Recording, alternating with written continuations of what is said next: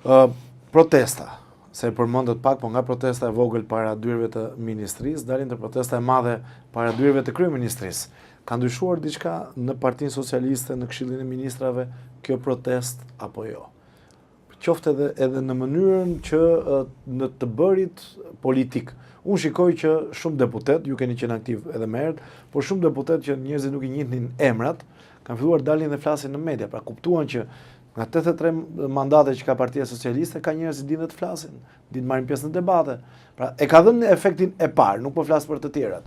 Po ju si e shikoni protestën? Unë e shikoj në këtë sens natyrisht vetëm pozitive, sepse ne të gjithë servisim muskujt tan, ata po servisin muskulin e institucionit protestës, që natyrisht kam shumë respekt, edhe pse duhet ta dinë shumë nga ata që ka protesta e protesta, në kuptimin që ka themi beteja e beteja, dhe kur betejat janë legjitime, ka rrisje e rrisje, ne kemi rrezikuar jetën, familjet, gjithçka.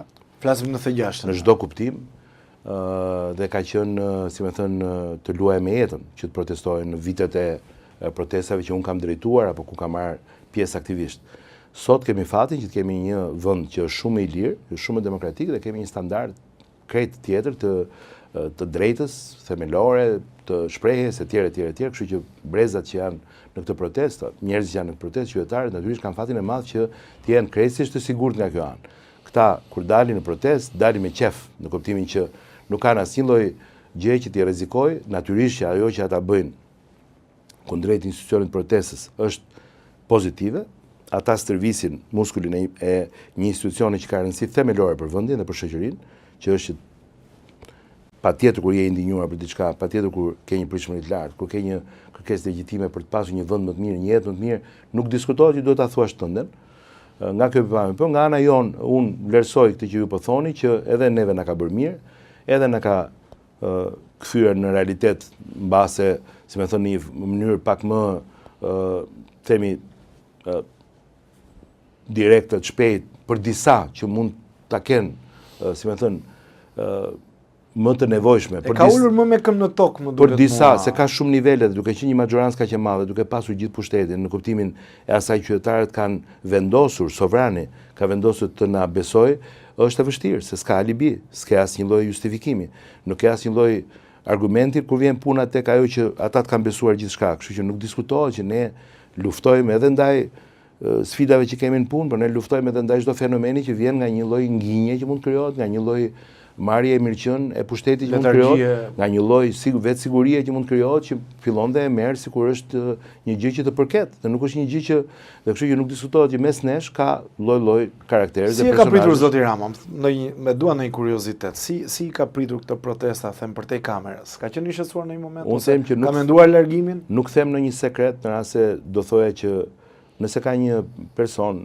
aty ka shumë persona që kanë këtë lloj force, instikti dhe themi nervi që e ka kryeministri, që edhe po t'ishte koha më e artë e një paqe, e një bollëku, ai prap do ishte njeriu më i shqetësuar, është detyra që e bën, pa ai do ishte protestuesi më i, po themi nëse do kishte mundësi ta vinim në protestë, ai do ishte për mua protestuesi number 1, sepse ai është protestuesi numër 1 në gjithë ditët e punëve tona, në çdo darkë, mbasdite, sabah, sepse është i paduruar që punët bëhen, është i interesuar gjithkohon për gjithçka që nuk shkon mirë, nuk diskutohet se është kryeministri i vendit, është në vetë të parë me çdo ngjarje, situatë, pakënaqësi, mesazh, ankesë, fletrufe, etj, gjithçka njerëzit i çojnë sot kryeministrit, dhe ai e di shumë mirë që rreziku numër 1 do kishte qenë pikërisht kjo, pra një majorancë kaq e madhe dhe një, po themi, rrezik që mund të na vinte për shkak të një, themi, mungese të një arsye tjetër përveç nesh për ndonjë mosmarrvajtje në vendin tonë. Kështu që nuk diskutohet që ai ka qenë, mos themi përgatitur, ai është gjithmonë i përgatitur. Dhe ne edhe paralajmërimin mes nesh e bëjmë shpesh, domethënë që është kjo, është ajo, kujdes kjo, po vjen kjo, është kjo, natyrisht që ne punojmë edhe në avans, nuk diskutohet që ne punojmë edhe që t'i dalim para gjërave. Tani në këtë moment që jemi, duhet ta themi që ky nuk është një moment i lehtë, sepse ky është një moment që është i pabarabartë. Ky është një moment që nuk luhet me të njëjtat armë, nuk i kemi të certifikuar armët në të njëjtin drejtori standardesh, nuk po jemi korrekt me njëri tjetrin, në kuptimin që ne duhet luajmë me armë, si më thënë, që janë të lishme, që janë, themi, politike, ndoshta. Që janë të lejuara në kuptimin që argumenti, sqarimi, pra një lloj themi promovimit punës sonë, që është fushatat që ne bëjmë, që është gjithë informacioni që ne duhet prodhojmë, qoftë ai i ekzekutivit, qoftë ai në nivel vendor, por qoftë ai në nivel partijak, por ne nuk mund të luftojmë me armë të cilat janë, si më thënë, të palishme, të palejueshme. Ndërkohë që pala tjetër ndaj nesh për të na bërë rezil nga mëngjesit deri në darkë. Një, se kjo është strategjia një natyrisht për të na bërë copë në kuptimin e imazhit. Madje disa e luajtur edhe me vezë. Dhe dy, kjo pastaj për të na bërë copë në kuptimin edhe figurativ fjalës, edhe në kuptimin fizik fjalës, po për të na bërë pastaj e dyta, dhe kjo është më e rëndësishme për mua, kjo është kostoja më e madhe, që është vendosja jonë në një pozitë që ne mund të shpenzojmë gjysmën e kohës sonë efektive të punës, sepse instinktivisht dhe është, si më thënë, legjitime edhe nga ana jonë, dhe përveç sa është dhe detyrim dhe nga ana jonë, që duhet të hedhim poshtë baltin që ne marrim. Dhe kjo nuk është vetëm për ne si persona apo për forcën tonë, as për ata që na kanë votuar thjesht, por është për një interes shumë të madh. Pra kjo është për një, sipas nesh, ne mendojmë që ne këtu përfaqësojmë jo vetëm aspiratët e Partisë Socialiste dhe tonat, por përfaqësojmë aspiratët e një vendi të tërë. Dhe kur ti ke një agjendë që është shumë e rëndësishme që ka të bëjë me hyrjen në Bashkimin Evropian, tregun unik,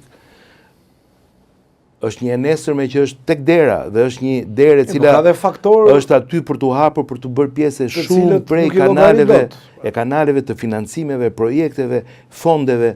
Pra është një enesërme shumë afër, është aty jashtë, ne po punojmë që ta hapim atë derë. Por kam një pyetje. Dhe në këtë moment ti nuk mund të jesh dot vetëm përgjegjës për thjesht se do heqësh baltën tënde. Po këtu në këtë moment ti duhet se s'bën të çirosh duart, çirosh kohën, agjendën tënde që të punosh për këtë objektiv. Dhe kjo gjë është për mendimin tim themi arma strategjike më e rëndë dhe më, si më thënë, e gabuar, më e dëmshme që pala tjetër përdor me ne. Nga ana tjetër ne nuk kemi një amortizues, ne nuk kemi një opozitë. Se kudo në demokraci, në një sistem, opozitën e kemi, po. Në një sistem që funksionon dhe në një sistem i cili ka gjithë spektrin e vet, themi, në rregull, do kishim shumë herë më tepër normalitet, në rast do kishim një opozitë, të themi, siç duhet, se s'duhet të them fjalën ide. Mirë, opozita tani nuk mund të sillet si çdo maggjorancë, që ti jeni korrekt. Nuk them për këtë gjë, them që kur humb legjitimitetin opozita, kur humb besueshmërinë opozita, kur opozita nuk është aty si një shpresë për vendin, problemi më i madh i shpresës lidhet, kjo është e kanë studiuar shumë njerëz, nuk lidhet me qeverisjen, por lidhet me opozitën, sepse njeriu do që të ketë garancinë që pse kemi ne, pse gjithë njerëzit do bënin çfarë donin, pse rrim ne dhe sillemi në mënyrë, si themi, korrekte në jetë, sepse ne kemi ligjin. Ne në përndryshe do bënim çana teket. Pra, ne duhet kishim gjithmonë një pasqyrë e cila duhet ishte gjithmonë aty, si një, po themi, shpat Demokleu, e cila është aty, nëse ti gabon, do thotë që maggjoranca të gabojë edhe pse opozita ndoshta nuk është në lartësi. Jo, e kanë fjalën që duke mos qenë opozita, vendi në përgjithësi një pjesë e qytetarëve të cilët kanë pretendime të cilat nuk artikulohen dot, nuk përkthehen dot në një aksion politik për shkak se s'kan prej vitesh një opozitë që të jetë, po e them, e denjë për ta, atëherë duke mos qenë dot opozita aty, ata dalin kundër gjithë sistemit, sepse nuk kanë mundësi të shprehen përmes sistemit. Dhe duke dalë kundër gjithë sistemit, është shumë e vështirë dhe për ata që janë brenda sistemit, që unë mendoj se në gjithë jemi në gjykimin e gjithë qytetarëve dhe sovranit, por dhe ata që mendojnë se janë duke luajtur sipas rregullave që ky sistem ka, dhe që kanë të gjithë të drejtën për të qenë në pozicionin që janë se janë të votuar, e kanë të vështirë që të mbrohen karshi një palë e cila është krejtësisht jashtë murit të këtij sistemi, sepse nuk ka përcjellje mes opozitës që duhet kishim ne përballë, dhe kjo palë vjen dhe godet dhe legjitimon gabimisht dhe shkatron, si më thënë sipas tyre, të gjithë infrastrukturën edhe të shtetit, pse jo, në rast se ata shkojnë kundër një sistemi, se këtu kundër sistemit ne shkojmë, po ku shkojmë? Kundër sistemit i cili ka të bëjë me ekonominë e tregut, ku në një sistemi i cili ka bëj me zgjedhje çdo 4 vjet, ku në një sistemi i cili ka bëj me institucionet, pra, po institucionet e pavarura. Pra Dorheqja nuk është menduar ndonjëherë zoti Gonxha apo jo? Jo, unë nuk e them dot se kjo është një pyetje e krejtë edhe, po them këtë gjë që shpeshherë dëshpërimi dhe ekstremizmi dhe themi vetgjyqësia që shikohet edhe gjithmonë në rast se kjo nuk është e planifikuar, në rast se kjo nuk është e induktuar, në rast se kjo nuk është e qëllimisht e vendosur bashkë me protestat. E keni marrë një reagim nga ambasada ruse? E duaj një komente për këtë. E para njëherë të thuash nga Rusia, apo të thuash nga rusët, apo të thuash ambasada reagoi për një deklaratë tuaj. Duhet ta kuptojnë që nuk është ndryshe nga, si më themi, prova që kanë të bëjnë direkt me I qëndroni asaj deklarate që ka patur involgim të palës ruse? Nga të dhënat që besoj do janë shumë shpejt edhe më publike, rezulton që ka shumë prapasken që lidhet me faktor që lidhen me Rusin. Kur them të gjë, unë nuk e them dot që është institucioni filan apo shteti apo themi administratë. Informacione i kenë, ose janë të klasifikuar apo. Po natyrisht që nëse ne dim që vinë nga Irani, një pjesë e mirë dhe ne kemi qenë dhe i kemi ndarë të gjitha me publikun, dhe nëse ne dim që vinë dhe nga një shtet tjetër, pra po ka një prapasken shumë fort lindore, e cila është natyrisht kuptohet, kur themi lindore, është për atë pjesë që sot nuk është pjesë e Bashkimit Evropian, që sot nuk është pjesë e partnerëve strategjik dhe shteteve që janë themi në partneritet me Shqipërinë, dhe kuptohet që këtu duhet mos kenë asnjë lloj problemi ata që dëgjojnë fjalën ruse, se rusët mund të jenë edhe në Rusi, po mund të jenë kudo, mund të jenë elemente të cilët janë Si u ndjet kur pa tregimin e ambasadës? Asgjë, po shkret normale, nuk ka asgjë, unë jam përgjegjës për ato që them, atë që kam thënë unë. Pra i keni të bazuar aty. E ka deklaruar kryetari i grupit parlamentar të partisë ku unë jam pjesë, unë jam një prej anëtarëve të grupit parlamentar, dhe kur kryetari i grupit parlamentar bën një deklaratë të tillë, nuk diskutohet që ka një arsye sepse kjo deklaratë është bërë. Edhe ne jemi pjesë e një force politike dhe ne e dim se çfarë themi. Tani kjo nuk do me thënë që ne duhet jemi natyrisht kujdesshëm, sepse nuk duhet edhe në pozicionet që kemi që dhe prandaj shumë shpejt do ketë një komunikim i cili do të jetë edhe më i detajuar në lidhje me atë që po ndodh. Është numri i ushtarëve robotik virtual, numri i profileve falso, ushtria digjitale që po bën luftën hibride në eterin e botës digjitale, është aty. Ata tashmë kanë kaluar në nivel tjetër, po shkojnë gjoja në emër të bashkëpunëtorëve të qeverisë, godasin në review dhe në gjithë. E dua një koment për këtë të bizneseve. Godasin në review bizneset. Edhe kjo është e faktuar që nuk janë njerëz, por janë është e faktuar ushtri e errët virtuale siç aty, apo janë protestues, ose klientë të pakënaqur me biznesin. Kjo luftë funksionon me ka një alkimi që duhet të ketë një sasi, një masë kritike që është themi e stisur, e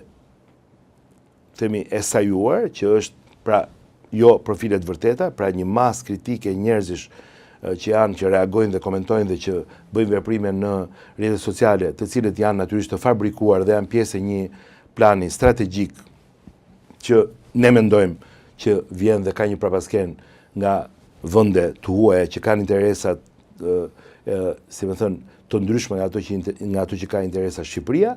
Dhe pjesa tjetër është pastaj pjesa e atyre që unë përmenda që parë që ka marrë mendje shejtani, apo ka pjesë tjetër e cila është e ndikueshme, ku shikon që ka një numër të madh, dhe pastaj ka dhe përputhje agjendash, ka momente që e thash dëshpërimi, humbja shpresës. Dhe tani çfarë punon strategjia? Strategjia punon që të gdhihesh i pa shpresë. Kjo është e gjitha, e thënë në pak fjalë. Është të dalësh në punë, në rrugë, në jetë, aq më keq nëse je i pa punë, të dalësh me mendimin që ti jeton në një vend i bret, në vendi jote që mbaruar. Ti je lindur në vendin e gabuar.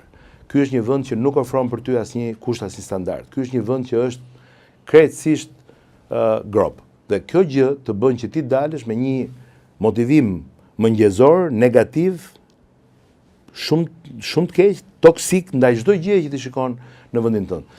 Shto këtu problemet që janë në jetën tona, që të gjithë ne kemi probleme në përditshmërinë tonë. A ka një ministër probleme? Se të gjithë mendojnë që ministrat ose buxhetarë nuk kanë probleme, jetojnë shumë mirë. Një ministër Cilat janë problemet e një ministri? Ato që mund thuan që është me aq shumë njerëz, që unë jam dhe drejtues politik në një zonë caktuar në kryeqytet dhe ne nuk diskutohet që sfidat janë shumë të mëdha, infrastrukturore, ka probleme të mungesave të ndonjëherë dhe të themi furnizimeve jetike që mund të kenë bëjmë me ujin, që mund të kenë bëjmë me probleme ndryshme në përlagje, nuk diskutohet. Por ne jemi po personale, zoti Gonxha. Më jepni edhe një koment personale. Keni nuk po them probleme, po them çështje të cilat ju bezdisin edhe familjarisht, pra që vijnë nga jashtë brenda.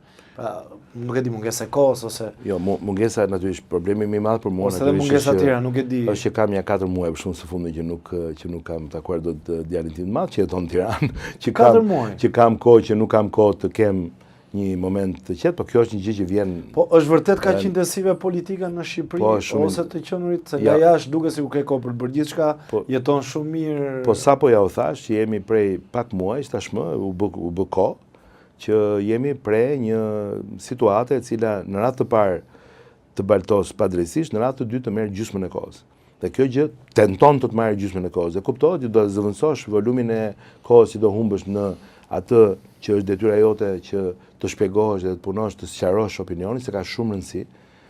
Nuk e mbarova punën e shpresës, por puna e shpresës është një gjë që të godet përtej politikës sotme, përtej spektrit sotëm, përtej zgjedhjeve që vinë vitin e ardhshëm.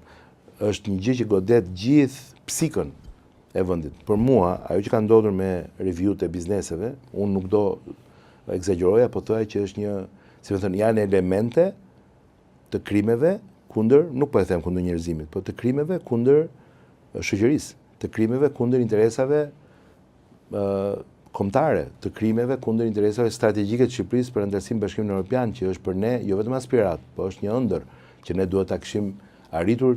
Ne mendojmë që kemi bërë gjithë atyre e shtëpisë që për 2 vjet këtë ëndër ta bëjmë realitet.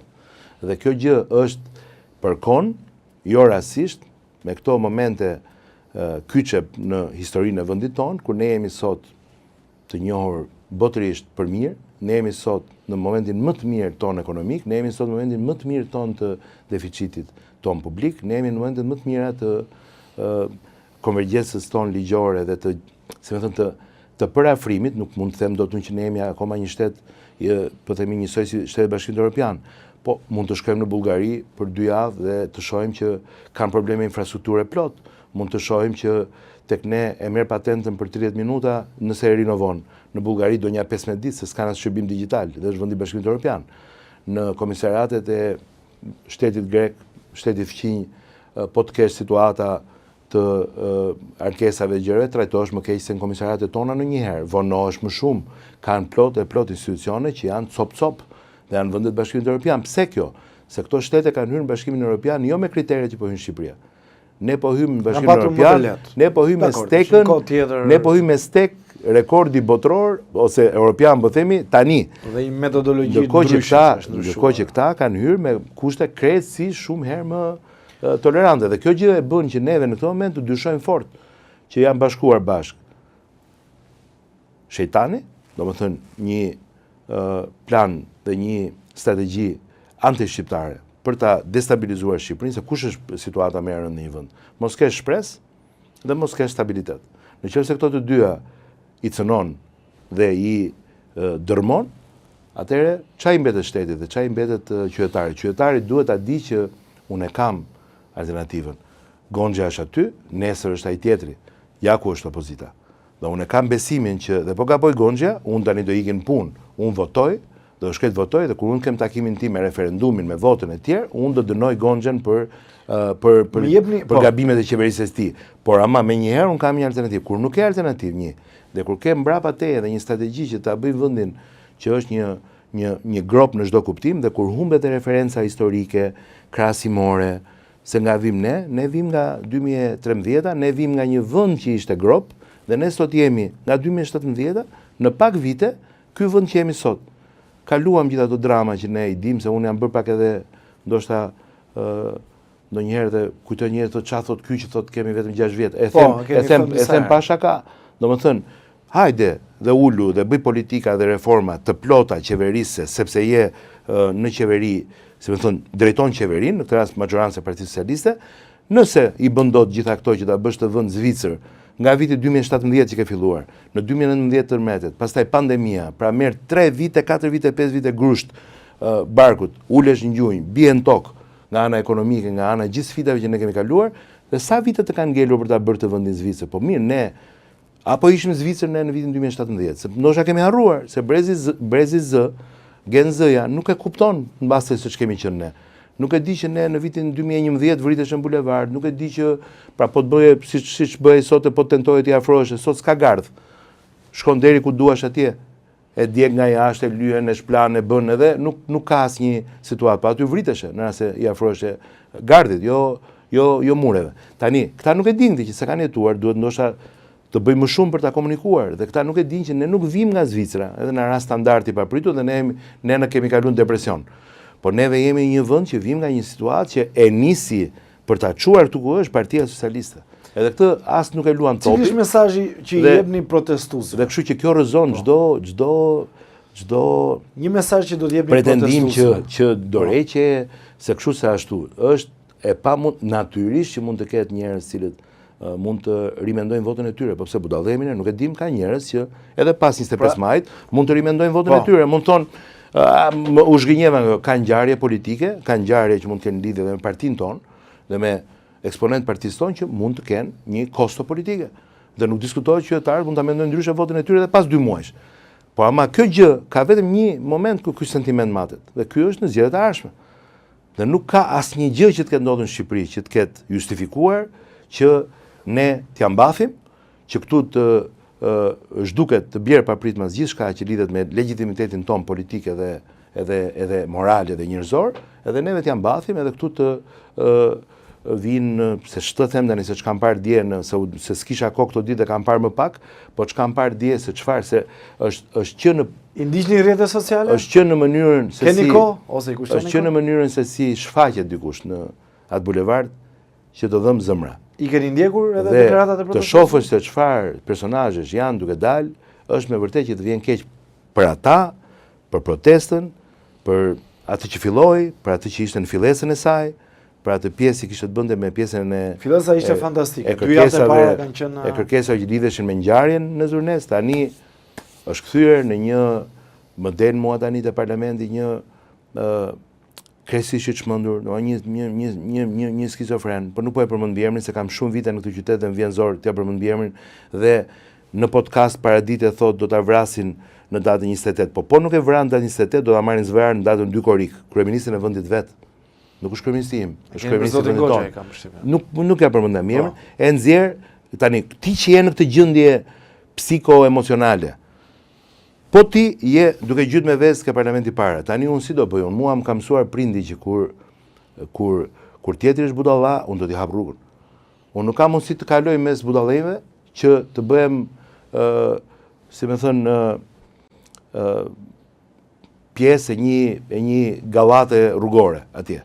Që do dalim atje dhe do bëjmë. Se njëra mund të jetë histerike, se tjetri është jo mirë nga mend e kokës, se njëra thotë pse unë isha në protestin që u bë dhe thash do hidhem nga kati 5, një tjetër thot unë jam hedhur nga kati 4, dhe tani ju po bëni duke më marr me mua, do bëni të hidhem prapë nga kati 4. Nuk përmenda emra. Po ideja është që sa të vajzën unë e njoh nga rrjetet sociale dhe ka kaluar disa trauma. Po mirë, të lutem, të mund të japim që nuk duhet merremi me. Po të mund të japim një dorë të gjithë shoqërisë. Do ata që bëjnë deklarata të ashpra janë dakord, po ti lëm disa njerëz që kanë kaluar trauma. Po dakord, po nuk mund të marrin bulevardin, se është fytyra dhe është mbarja e një kombi tërë, është mbarja e një shteti tërë. Po nuk është se janë vetëm ata, ka dhe njerëz. Po janë, po kanë zë. Shumë të shëndetshëm, njerëz me arsim të mirë. Nuk kishte të tillë dhe nuk ka të tillë nëse ti dhunon dalin nga parlamenti të vendit tënd të zgjedhur para një viti. Edhe nëse ka delegitimim të një pjese, të diçkaje, të një aspekti të caktuar, do duhet ta trajtojmë institucione. Nuk është ky precedenti që duhet vendosim në të vend. Ky është çdo diskutim. Nuk mund të dalim ne në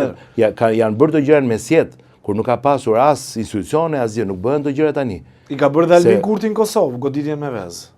Pra, nuk është një gjë e panjohur. Nuk ishte vetëm goditje me vezë, ka qenë goditje me pllaka, ka qenë goditje me gur, mund të hajë. Jo, pra ato jam mund të hajë vezën, po mund të hajë edhe pllak. Te dhuna jemi kundër. Pllaka ka qenë e rëndë aq sa ideali mezi gati dhe e hodhi. Po, në drejtim policisë. Jemi kundër në datën 2 korrik të kuvëndi. Vojë kush i shkret do jetë rëdullu në varë, sepse nuk mundet dot që ne të bëjmë gjestet tjera. Me aktet e dhunës, besoj që nuk bjen dakord. Ne nuk kemi ata që ata mendojnë. Unë nuk e di se në çfarë bote dhe fantasmogorie ne mund të jemi ata që ata mendojnë për ata, po unë i them vetëm të gjithë që në atë moment nuk diskutohet që të hapim rrugë budallëve dhe do dalim nga dera e pasme. Dëmtohet biznesi tek rruga Toptani, po patjetër, nuk e dëmtojmë ne. Kostoja e rrugës Toptani është kostoja e ca budallëve, të cilët nuk dinë që kjo punë nuk bëhet më kështu dhe nuk ka se si të bëhet kështu. Nuk mundet do të delegitimohet parlamenti një vendi me gure me vezë pa pasur asnjë lloj komunikimi, asnjë lloj dialogu, asnjë lloj mundësie për të folur, për të nxjerrë dokumenta, për të nxjerrë fakte dhe pastaj, pra, po themi janë në luftë të tjerët, janë shtete në luftë, janë me bomba atomike, me Gjermanie, dhe ndalojnë 10 ditë, ulen negociojnë dhe pastaj mund të fillojnë luftën prapë. Por nuk mund të jetë kështu. Dhe kjo gjëja dhe kostoja që unë përmenda për mosmarrvajtjen, unë nuk e vura gjithën proteste, se nuk e kam këtë analistë plot që të them që mbase në një situatë tjetër, për shkak protestës, neve nuk do kishim shpenzuar nga buxheti i shtetit 4.2 milionë euro. Po të isha si përfaqësor dhe unë si shumica e tyre, do thoja që mua më thoni për 4.2 milionë euro, po unë i kisha gjitha arsyet të merra vendimin e drejtë të shpëtoja një event që kushton Shqipërisë. Sa kushtoi vendimi im? 4.2 milionë euro, është kostoja fatura juaj. Ju e bët që të jetë me faturë ky koncert. Pra, pse kemi kaq kohë që ju themi stop, sepse Shqipëria ka nevojë që të eci në ekonominë e turizmit, të eci në numrin e vizitorëve, të eci në një normalitet e përditshme e njerëzve nuk mund të prishet, vetëm sepse kanë interesa një pjesë të caktuar, nuk mund t'i kapësh njerëz nga trotuarët, nuk mund t'i kapësh njerëz nga kafet, nga ndeshja, nga botrori i tyre. Ata që rinë atje nuk janë aktorët tanë, që i kemi paguar ne me dublante më kështu dhe i kemi dhënë si ata që janë emisione televizive që janë aty për pjesën e ata nuk janë aty me pagë nga ne për të parë ndeshjen e botrorit. Pra ideja është që duhet kemi kujdes në këtë pjesë sepse kjo pastaj kthehet në një histeri kolektive dhe kjo gjë do ta bëjë që ajo do rrudhe dhe prandaj është rrudhur sepse ekstremizmi ta rrudh lëvizjen. Prandaj ne që kemi bërë lëvizje dhe kemi drejtuar lëvizje me qindra e me mira njerëz, neve e dim shumë mirë se ku shkon. Dhe jeni përsëri për negociat? Se kanë dhe dy pyetje. Çdo ditë, çdo orë, çdo moment që nga fillimi i herës. Thënë nga kryeministri, nga ne, kush është lista, nëse lista fillon me të doriqet qeveria dhe të doriqet kryeministri, ne nuk kemi se si të bëjmë dialog, se i bie që ne sjemi. Pra ideja është që këtu është gabim që nga mënyra se si është konceptuar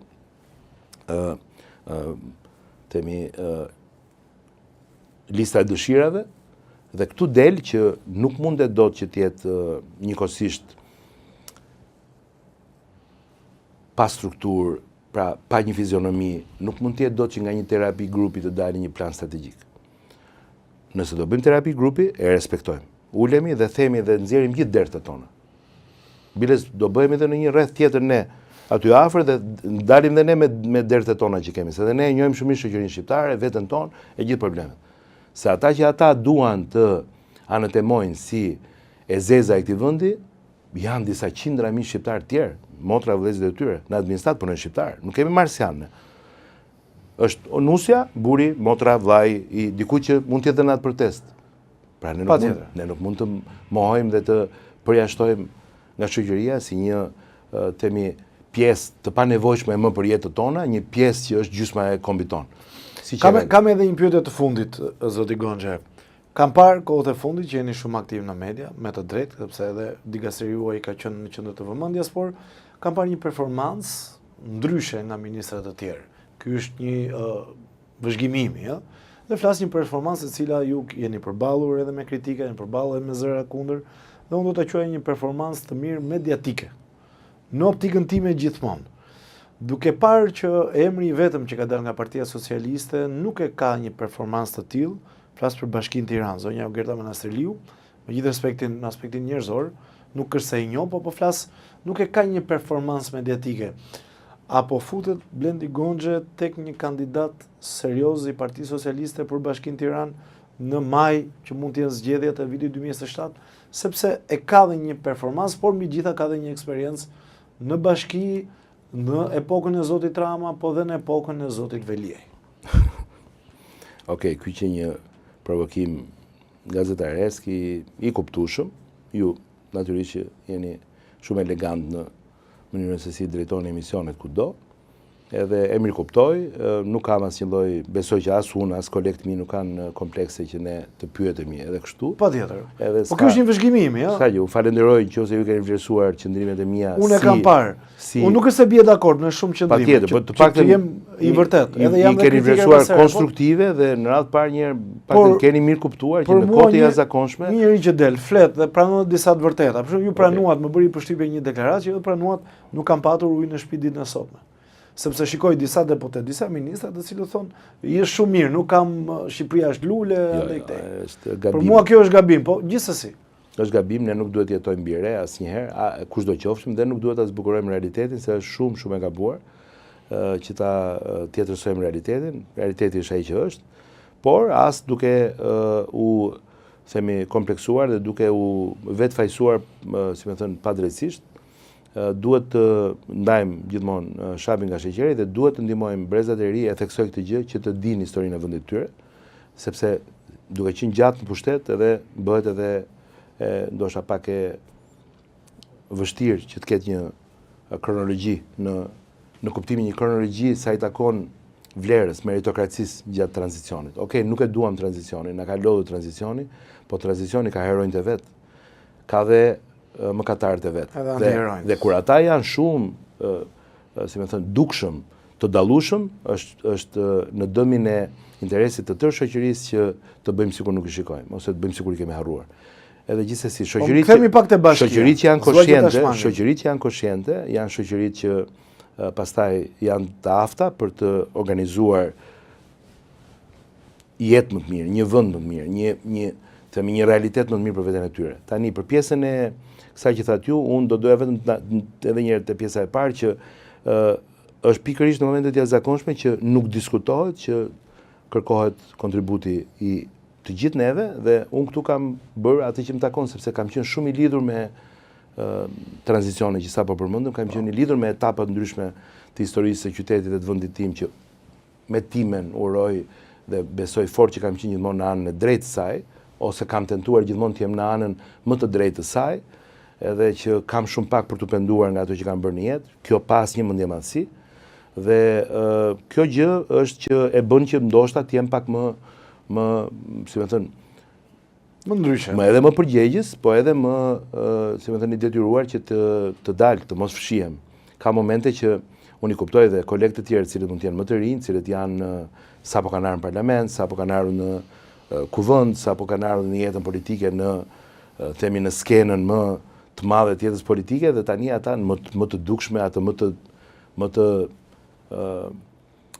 të dukshme edhe ata tashmë janë përpara një situate që nuk është e lehtë nga vepra politike, me njerë pas zgjedhjeve që ne patëm vjet, kështu që nuk diskutohet, unë i mirë kuptoj një pjesë kolegëve, ka dhe mënyra të ndryshme artikulimi nga ne, unë për shkakun dhe kam më të vështirë të jemi artikuluar në kuptimin e një narrative përsëritse në normalitet, nuk e kam të një pjesë të natyrës time, unë jam më funksional në një moment, si me thënë, pak më të madh presioni, sepse dalë më shumë tek ajo që ndjej, dua të jem protagonist gjithmonë, e kam pasur të gjeniet, po duhet të jem protagonist i ngjarjeve që po ndodhin vërtet dhe që jo të një rutine sa i takon, po themi, pjesës asaj të folurës korrekte politike. Bashkia Tiranë është në një situatë të mua do më dëgjoni më shpesh në këto situata, që unë uroj mos i kemi. Bashkia Tiranë është në një situatë të tillë, që ju thatë, presioni, tensioni, në një lloj ngërçi, do ta themi. Bashkia Tiranë për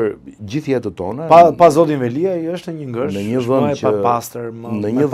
në një vend që jeton në shumicën e vet të popullatës vet në kryeqytet dhe që është i vetmi vend që ndërsa Shqipëria ende po punojmë fort që të mos paksohet vit pas viti, Tirana është i vetmi realitet që zmadhohet vit pas viti me mbi 20.000 banor dhe vetëm kaq mjafton për të kuptuar se çfarë sfide e jashtëzakonshme është të qeverisësh Tiranën.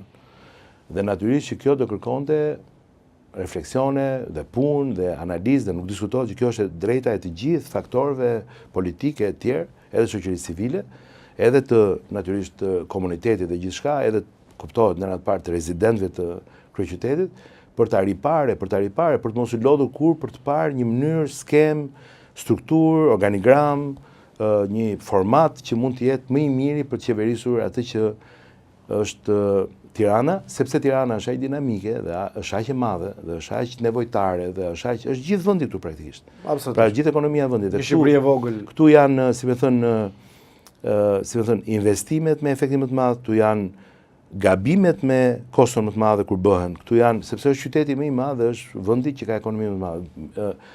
Marr parasysh tani brenda Tiranës, zona që unë përfaqësoj politikisht diku autostrada Dalja Shqiponia Kashar, vetëm në zonën aty dhe zonën industriale prodhohet rreth 65% e prodhimit brendshëm bruto të Republikës Shqipërisë. Pra, për të kuptuar që çfarë është Tirana, që vetëm në një lagje të saj prodhon sa po themi mbi gjysma e jeni gatshëm ta merrni si përgjegjësi apo? Dhe nga ky aspekt nuk diskutohet që ne jemi që të gjithë koshient që kjo nuk është një çështje e një individi. Në momentin që flasim, momentin që flasim, mua më vjen shumë keq sepse natyrisht që kryetari i bashkisë që nuk është në detyrë zoti Veliaj nuk e ka të mundur të ushtroj themi atë që është përgjegjësia dhe mandati që i ka dhënë qytetarët e Tiranës dhe kjo i ka kushtuar natyrisht Tiranës shumë, sepse edhe sikur të ishte një kryetar bashkie i suksesshëm, edhe sikur mos ishte i suksesshëm, çdo kryetar bashkie i munguar dhe i zëvendësuar nga një kryetar bashkie i komanduar do ishte subjekti një themi problemi të madh. Bie shumë në sy Tirana. Tani unë di të them që përpjekja aty është shumë e madhe, por që edhe nga aspekti i situatës që lidhet me kryetarin, që s'është në detyrë, edhe nga aspekti i një Tirane e cila kam përshtypjen se në vend që t'ishim duke folur për problematikat që ka, duhet ishim tashmë duke diskutuar dhe duke marrë pjesë në dëgjesa e në punë, në mëngë të përveshura, për aty duhet ishte Tirana e re në kuptimin e arkitekturës dhe të inxhinierimit të një administrate dhe të një qeverisje të re, e cila ndoshta nuk është e lidhur vetëm me Tiranën në këtë rast, sepse duhet të konsultohemi edhe në kuadrin e një reforme të re territoriale administrative, por ku Tirana mund të ishte ndoshta laboratori më i madh dhe më i rëndësishëm i asaj që do ishte Shqipëria pas 2030-s, në kuptimin e një qasje që do ishte krejt e ndryshme mbi autonominë, pra mbi mënyrën se si ne i konceptojmë shërbimet në territor që duhet jenë sa më afër një koncepti vetë financues të një koncepti i themi leverdishmërisë të gjitha investimeve që ne bëjmë, i një po e shfalosni programin. Unë përmenda, jo, nuk e kam për këtë, përmenda më parë. Ky është një program pak a shumë. Jo, nuk e kam për këtë, po përmenda më parë, thjesht për të kthyer në bisedë, përmenda më parë rëndësinë që kishte për Londrën industria kreative, domethënë në kushte të tilla as nuk do kishte qenë nevojshme ndoshta që ju e thatë vetë që ministria t'ishte e para në disa prej gjesteve, disa prej ndryrave që ne duhet bëjmë për ta mbajtur në këmbë, si më thënë, një detyrim që mund të ishte ndoshta dhe i lehtësisht i përballueshëm dhe nga Bashkia e Tiranës. Por në këtë moment që mungon legitimiteti, që mungon vendimarrja, që mungojnë shumë prej, si më thënë, sigurive që kryeqyteti duhet kishte tek bashkia vet për të marrë vendime, për të mbledhur, për të bërë, është e vështirë për administratën e tyre. Dhe në këtë moment, pra me shumë keqardhje them të gjë, nuk duhet ta mendojmë Tiranën për shkak të kësaj situate dhe bashkinë për shkak të kësaj situate dhe ta paragjykojmë në çdo gjë, është e kushtëzuar dhe do ishte shumë kollaj për gjithë që të dilin dhe të flisin dhe të jepnin mend për Tiranën tani, por nuk është e ndershme. Pra duhet ta shohim të gjithën në një hardcore më të madh, ato që janë bërë në Tiranë, kam punuar me kryetarin Veliaj, kam qenë edhe me zotin Rama. Drejtues i përgjithshëm i APR-s, më parë kam punuar dhe me ish kryebashkiakun Rama. Keni qenë në kryetar bashkie? Kam qenë në kryetar bashkie, e di shumë mirë ethen e kryeqytetit, e di shumë mirë peshën dhe rëndesën e kryeqytetit. Është një vokacion i imi dhe këtu se përjashtoj prap po bëj sikur po bie në provokim që është në vokacionin tim natyrisht terreni, është një gjë që është në vokacionin tim, unë se mohoj dot, pra është manjaklëku për dhe më tepër Tiranën e njihni çik më mirë.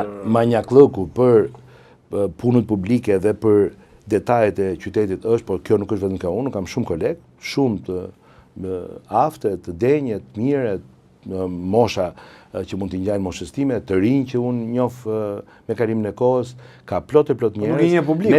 Ne duhet, dakord, po mund të jeni ju, po. Diskutimi është edhe pak publik në rastin konkret. Kjo është relative se unë ndërkohë jam duke u bërë cop për një koncert, kështu që ne kujt dihet, unë mund të jem edhe me goxha minus në këtë sens në çdo aspekt, po ama unë mendoj që ajo që duhet bërë është që aty ku është e drejtë, aty ku je përgjegjës për të vepruar, aty ku duhet të marrësh vendime edhe me kosto politike, atëherë je një drejtues i duhur. Se në qoftë se do ishte që ne do merrem vetëm vendime të lehta, vetëm qëndrime të lehta, për çfarë do duhesh të ishe? Po kjo vlen për këtë. Për çfarë do duhesh të ishe një drejtues? Pra nëse do jetë, nuk po them udhëheqës, por në kuptimin. Nëse do jetë hapësira dhe mundësia, ne provohemi. Gonxha do të ishte i gatshëm. Ne provohemi kur ka, si më thënë, situata të vështira. Aty duket se sa vlejmë. Pastaj pjesa tjetër është që nuk diskutohet që është një situatë që të paktën nga qendrimi politik i partisë, ne nuk kemi ende një qendrim zyrtar për kandidaturë, sepse ne natyrisht me shumë. Zoti Braçe ka dalë vetë kandidat, është vetë ofruar. Unë mendoj që më e drejta këtu do ishte të thuaj që duhet kemi një proces themi formal brenda Partisë Socialiste, do të ketë një proces i cili do të jetë besoj i lidhur me vjeshtën e këtij viti, që do duhet të formalizohet, do ketë një e rëndësishme që ne të jemi të gjithë themi kontributor të një force politike, të një mos ketë asnjë lloj themi që mbeti. Ato nuk shmangen dot, është e pamundur. Të mos ketë fragmentim të asaj që do ishte ku diun, përgjegjësia që do të ishte arsyeja pse ne jemi të zgjedhur nga populli socialist, por edhe nga shumë qytetarë, është që ata të kuptojnë që neve duhet të vëmë veten pas qëllimit kryesor. Dhe qëllimi kryesor në këtë rast është e mira e përgjithshme. Dhe e mira e përgjithshme e kryeqytetit dhe e vendit është që ne gjithë duhet të jemi komplementar. Ne duhet të jemi të gjithë bashkëpunues, duhet të jemi komplementar. Një grup njerëzish i cili fillon dhe vë veten para kauzës dhe vë veten para gjithçkaje, mendoj që nuk do kishte se si të ishte një personazh i cili do të ishte i suksesshëm as në drejtim as në udhëheqje, sepse do duhet gjithmonë mesazhi i qartë për ata që kuptojnë. Do duhet kuptojmë që në këtë radhë, domethënë rëndësinë primare e ka fati kryeqytetit, edhe nuk diskutohet që unë jam krejt i bindur që kjo nuk është një gjë që ne kemi marrë me tapi. Ne duhet ta justifikojmë, e ne duhet ta meritojmë, e ne do duhet ta kandidat tash, se nuk dihet fitot apo jo. Flas Partia Socialiste me Tiranë. Jo, për PS-n. Flas për PS-n. Pra, kjo është demokraci. Këtu mund të ketë edhe situata që për shkak të dinamikave të reja, ne mund të kemi edhe një situatë zgjedhore e cila mund të jetë e vështirë. Ne do duhet luftojmë, do duhet ta sepse nganjëherë duket sikur e kupton se sa unë kam parashikuar që do të shumë e vështirë.